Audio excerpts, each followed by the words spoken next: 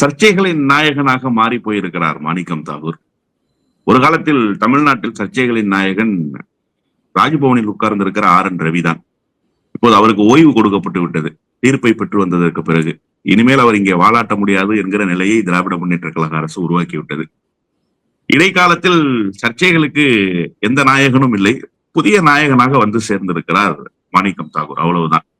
நான் முதல்ல இந்த விஷயத்தை எப்படி புரிஞ்சுக்கிறேன்னா, இதை ஏன் அவர் நாடாளுமன்ற தேர்தலின் போதெல்லாம் பேசல, சட்டமன்ற தேர்தலின் போது பேச வேண்டிய அவசியம் என்ன இருக்குன்னா, மாணிக்கம் தாகூர் மிக மிக மிக வசதியாக நாடாளுமன்ற உறுப்பினராக டெல்லி தர்பாருக்கு சென்று விட்டார்.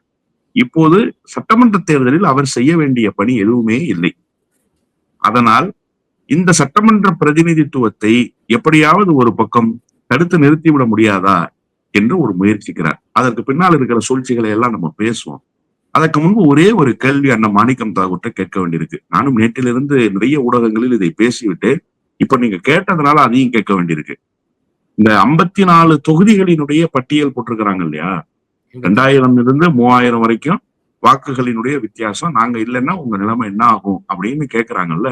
நான் தன்னடக்கத்தோடு ஒரு செய்தி அந்த மாணிக்கம் தாகூருக்கு கேட்க விரும்புறேன். இதே திமுக கூட்டணியில் இருந்து கொண்டு 2021 உங்க மாமா மேலூர் தொகுதியில போட்டியிட்டார், காங்கிரசினுடைய பலத்த எதிர்ப்புக்கிடையில போட்டியிட்டார். ஏன் சார் தோல்வியை தழுவினாரு?